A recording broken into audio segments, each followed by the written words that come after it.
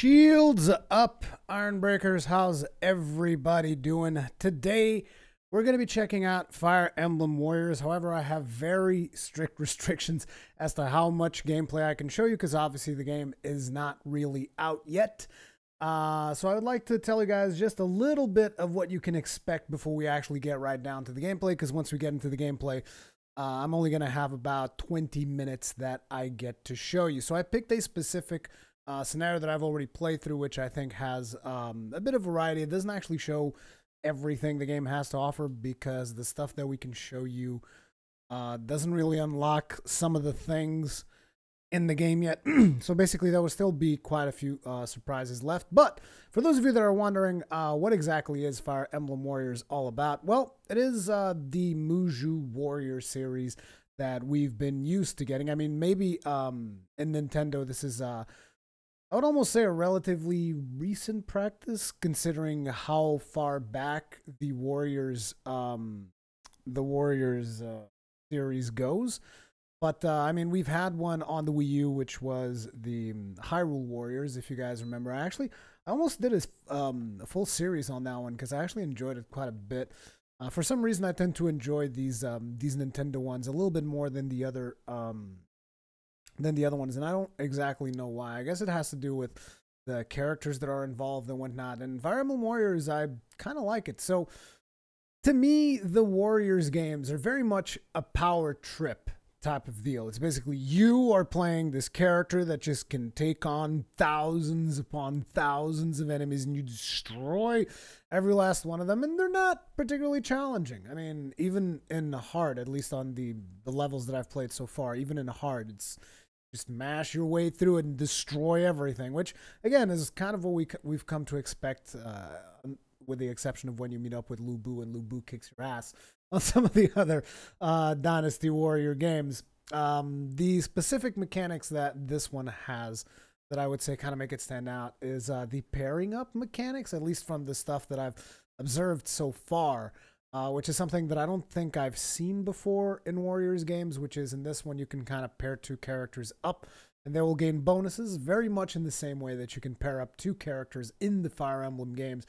They will gain bonuses from being paired up. And here, not only you get certain bonuses, you also get two very particular things that you can do, which is you can do a dual attack type of deal where you send out the other character, he comes in, does an attack with you, or as you two fight together, you're both building up this attack gauge that allows you to do the dual attack. There's also another gauge that you build up, which is a block gauge, and the support character can come in and basically block stuff for you when the block thing is full. Now, an interesting thing about that as well is that you can change the character, which I believe they refer to it as the Vanguard. You can change the character that is the Vanguard in that pairing on the press of a button, which is really cool because Fire Emblem Warriors uses that, the whole rock, paper, scissors system that Fire Emblem uses, which is swords beat axes, axes beat spears, spears beat swords. So therefore, say for instance you have an axe and sword user in a pair up. Basically, if you're fighting an enemy that happens to be spear user, you just swap to whichever one has the axe and you've got the advantage on that particular enemy while still having all the other benefits of the paired up attacks and all of these other things that you can do. But other than the pairing up mechanics, I mean, you're still going to be able to level up your characters as you progress through the game. I will try to show you guys that if there is enough time in the game itself. But you're still able to level up your characters, get equipment, the typical stuff that you've come to expect from the Warriors Muju style of gameplay, but obviously with a Fire Emblem theme to it. Now, a very important thing that you guys might be wondering, so which story arc does this follow in? Because I'm telling you right now, I'm not a Fire Emblem expert. I've played some of the Fire Emblem games. I didn't play them through the completion because they're very long games and I'm usually busy doing other things. Basically, if I'm not recording it, I can't really play it. That's kind of the way it goes. But I really enjoyed what I did play of Fire Emblem games. You guys might be wondering, so which story arc does this one follow? Well, It seems to be a mix match of multiple story arcs where all the heroes kind of like converge into this one world, and they kind of ally together to destroy a common threat, which are monsters that are attacking, so on and so forth. But you will get to see, I think, at least the most popular heroes in the Fire Emblem, and you will get to play as them as well. Your main character is Rowan, and what's the name of the female one? One that I actually put on the thumbnail for this video. I forgot her name. I think it's Lisa, but I'm not entirely sure. But we'll see once I boot up the game. And those two will be the main characters, it seems, because you basically pick one at the start. And then you have all the other heroes joining in, and you can play as those as well. Anyway, let's get this started. I got about 20 minutes that I can show you of gameplay, so let me try and make it count, shall we? Just swap up the camera here. Boom. We're going to go lower left. I'm going to be covering a little bit of the characters' faces in the dialogue. So, yeah, it's just there's nowhere else to put the camera. Basically, I have to block something because the UI is all over the place. But let's get this started. So, Fire Emblem Warriors. We are currently in Chapter 3. This is a little bit loud. Let me go ahead and lower it a little bit. At least it's loud for me. Good God. Barely hear a thing. Anyway, as I was saying, so we are currently in Chapter 3. This is called the Dragon Valley Temple. And you can see that we already have units like Chrom, as well as Rohan, which is the dude you kind of start with. As a matter of fact, we can go into camp real quick. And in camp, you basically get to customize your characters. So if you go to Crest Market, for instance, you can select these different characters. It was Lisa. No, it was actually not Lisa. She's not here. The main secondary character. The main female character is actually not controllable because I picked Rowan as my... It's not Rohan, it's Rowan. Rowan as my main character. But basically you can come in here, you can customize your characters like this. You get these materials from completing the scenarios, so you can repeat them, get more, power level your characters if that's your thing. Just remember you're going to have to level up everyone. I still don't have the materials required for leveling up Chrom because I put everything into my main character. Same thing for Lisa. Basically, you get combo crests, you get attack crests, defense crests, and boost crests. These all give your character different stats and whatnot. There's also a smithy to mess with your weapons. There's a temple, which I guess you can revive allies. Oh, that's right. There's also a classical and casual mode where you can decide whether or not your characters permanently die. Then apparently there's the temple where maybe you can revive them. I don't know how that works because I haven't had anyone die so far. You also have the training grounds, which means you can level up characters using money. And then beyond that, wait, we went to... we didn't go to Convoy, we went to camp. Now we came to Convoy, we can change weapons. Multitude of weapons you can choose from. You can also buy crests that will boost which weapons you can equip, and a bunch of stuff. Basically, there's a lot of customization for these characters. But ultimately, it's all about the action. So we're going to go into Dragon Valley. We're going to get this party started.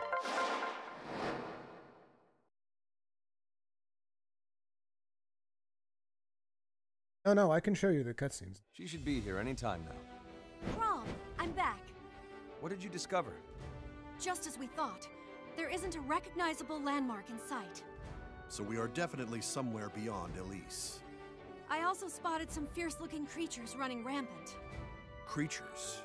They must have been the enemies our new friends mentioned. I don't think our own sudden appearance here is unrelated. Oh, cool! You're a Pegasus Knight? That's so awesome! Don't make such a fuss. I'm sorry about him. It's no trouble at all. Are Pegasus Knights rare here? It's more that he really loves... Knights! They can move right to the action! Knights are the best! Knights... I see. We should move out. The temple isn't far now. I'll take point. I can fly after all. Good idea. We're counting on you. Let's get going too. Liana, that was her name.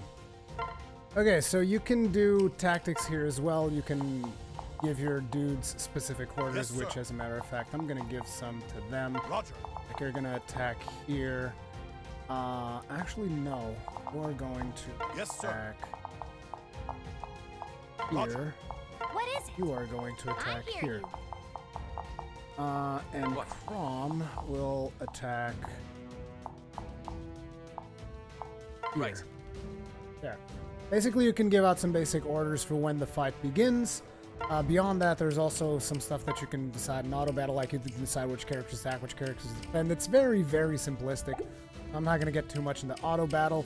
You can also check on Anna's conditions. Anna is like, if you guys remember in Hyrule Warriors, there was a little spider that would appear from time to time.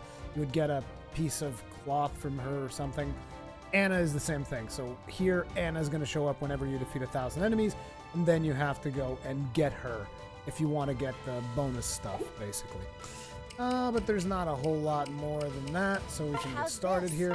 Let's go.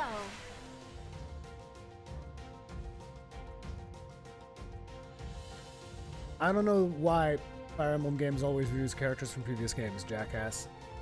But, the characters are good. No?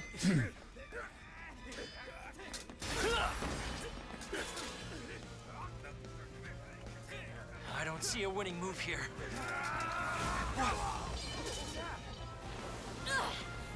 Cordelia! Go now! Crom and the rest have fought their way through. Right. Time to change strategy. Thank you, Crom. You've given me just the opening I need.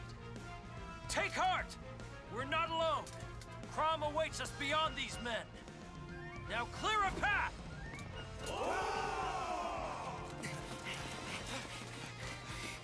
The temple's under attack! Why would Christone do this? Down there. It's Robin. Come on, they need our help.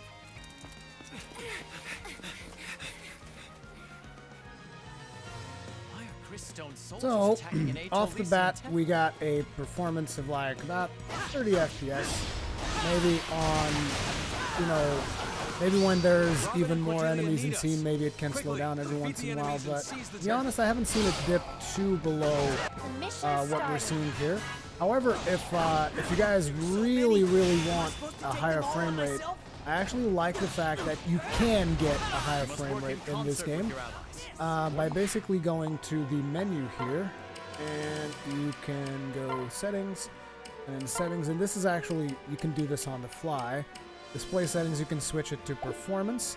Now, the game's not gonna look as good, Attacks are more effective. but you're gonna get 60 FPS out of it. Pay close attention to your foe. Which, it's always nice that they do give you a choice of whether you would rather have quality or if you want to go ahead and get frame rate. Like, I'm all for that.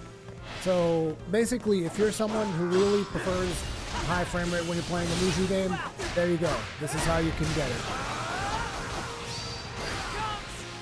No matter So what we happens, currently have can't both leave of our Robin and Cordelia gauges, behind. so I'm gonna go ahead and burn some of these. I'm gonna switch back to quality because my personal preference for this is I don't think, I mean, I guess having 60 FPS is really nice, but ultimately I don't think it affects me negatively to have the quality setting too much.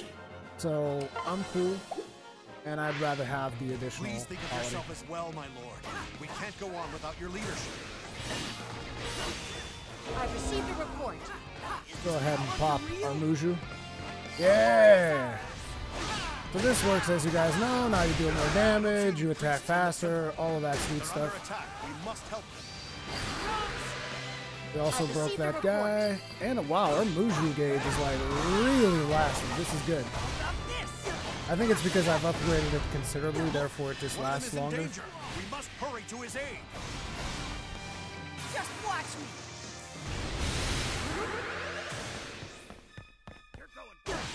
And then there's also the special attack. You ready? And then there's also the cool option now. The mission's starting. Let me actually group up with Lisa, who Let's happens go. to be over here. Lisa. So we're gonna pair up. Now I have the bonus of hanging out with her. But the cool thing about this is also, like I told you, suppose I would meet an enemy that had a spear, which unfortunately there's only one with an axe. So I think I already have a natural advantage. Because I have swords, so I'm just gonna destroy him. But basically, say for instance, you would have, say you would have an enemy here that would have a spear. Basically, I could do this, swap characters. You can still swap to characters that are elsewhere on the field if you want to, but these two characters are always going to be paired up now.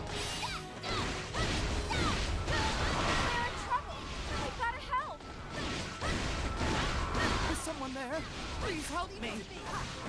And you can even change your combo if you want to, keep the combo going, and just abuse the crap out of everybody. So there's a dude up there, which is like a bonus quest, so we're going to go ahead and run through that. Do that real quick. We have the rest of our team advancing through these positions. Like you see Frederick over there. I will swap to one of these in a bit. Let me just go ahead and grab that bonus quest. So it's very much a familiar experience for anyone who's played a Muju game before.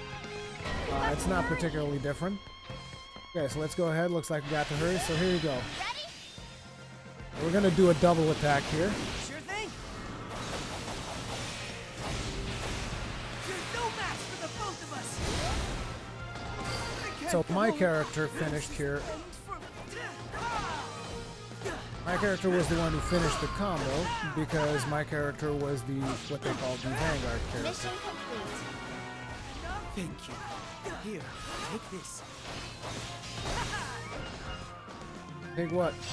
There we go. I'll take that. Thank you very much. In the meantime, let's swap to one of the other characters. Here's Crom. Just glad you're safe. Let's go ahead and capture this keep right here. So obviously different characters are going to have different movesets.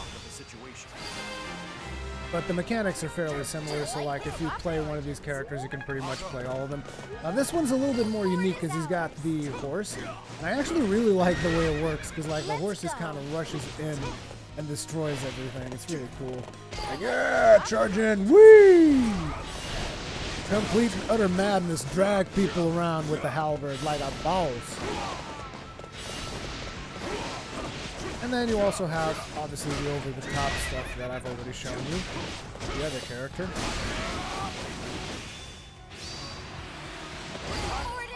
This is a guard break, which is when you get the stun meter and you break through the stun meter, you're going to get a guard break. We took out most of the troops who broke into the temple. See, the thing that I always like to mention about these games is that the difficulty really only kicks in the later scenarios. So unfortunately, I can only show you the easier stuff because this is still a very early scenario. This is like chapter 3.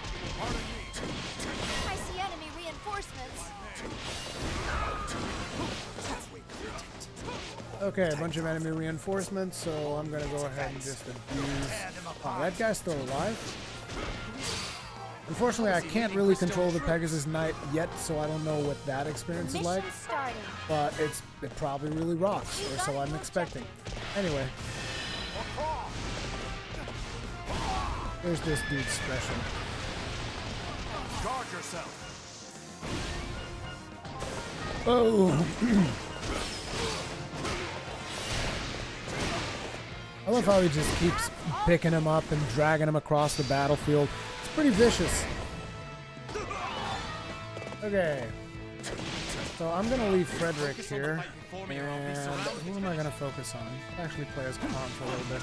But that guy's got a spear, so actually give me this.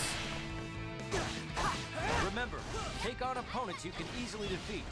And watch their weapons. The mission's starting. The enemy's headed for us. Does that mean they're spreading themselves thin?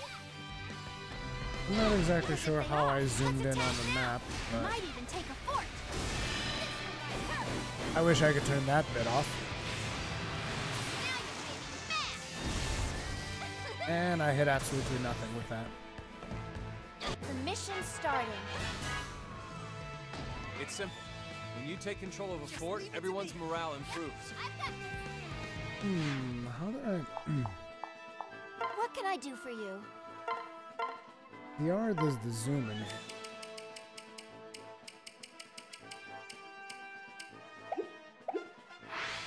Indeed.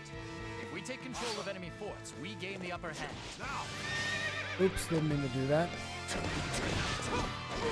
I'll be honest, I'm just trying to figure out how to undo the zoom that I did there. Ah, there we go. It was the minus button.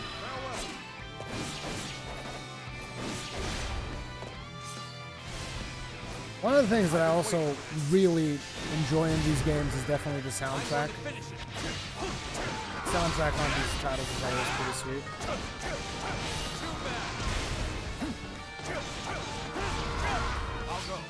I'm going to finish it. Oh, okay, never mind. It was actually right there.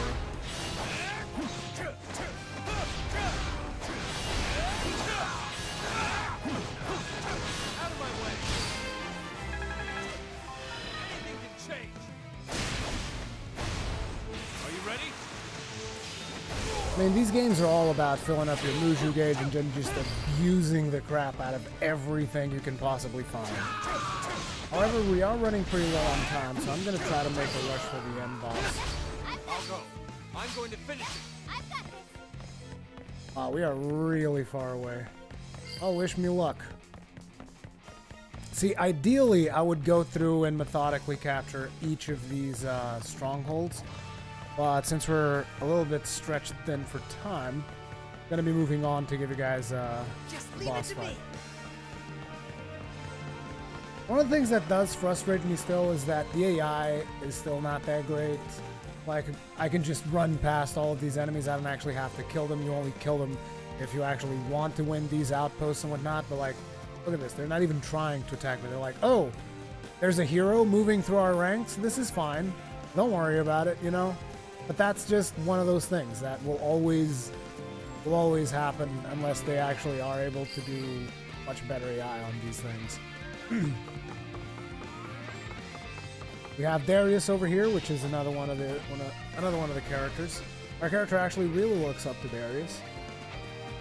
And then we have the final boss over there, Valadar. And I don't have a whole lot of time to finish him off, so let's just abuse the crap out of this. You cannot undo what is already done. Now then, surrender to your doom.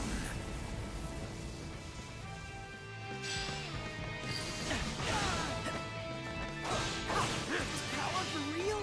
You are this kingdom's brains. Give up now. Claim a dignified death. You're the one calling the shots, huh? You won't be taking this temple. That's what happens when you break his gauge. Oh, he's almost dead. Poor guy. Just getting abused out here. Wow. I didn't even get to, like, do my specials or anything. Weakling. You're a weakling, dude. I'm gonna chop your head off. That's what's gonna happen. This meager victory. For the real fun is still to come. Valadar retrieved from the battlefield. Yep, Valadar got wrecked. Who is that man? When he laughed, it felt like he was looking right through me. He may have escaped, but the temple is safe. I'd call that a victory.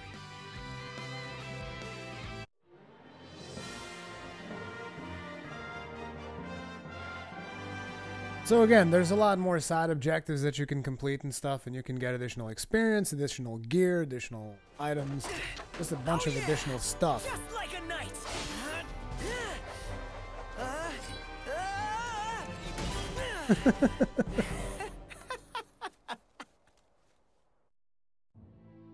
And that's what Mother said when she gave us the shield. You've got to help us. I'm gonna be skipping through this. There's another cutscene here, and I'm gonna be skipping through that as well. I could show you it, but I would rather show you something else, which is there's an MVP who will get additional experience. Then there is also, these are the items that you get when you complete a scenario, and these are the items that you will then use to upgrade the character's skills and their combos and all of this other stuff. Support level up. I want to get to know you much better. So yeah, I guess you also, the pairing up of characters will also level them up and stuff. And you know, it's one of those games that is not too complicated to explain what the base premise of it is. You basically go in and you slaughter enemies by the thousands. That doesn't make it less satisfying, in my opinion. Let me just swap because we are pretty much out of time here.